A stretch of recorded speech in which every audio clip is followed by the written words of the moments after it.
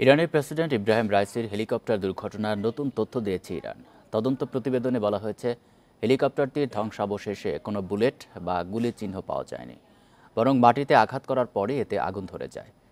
এছাড়া আরও বলা হয়েছে, রাইসির হেলিকপ্টারটি নির্ধারিত ফ্লাইট পথ ছাড়া অন্য কোনো দিকে যায়নি।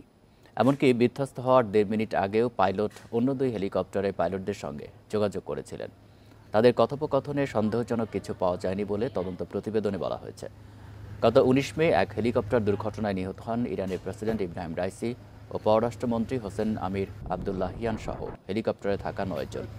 দুর্ঘটনার কারণ হিসেবে বৈরী আবহাওয়াকে দায়ী করা হয়।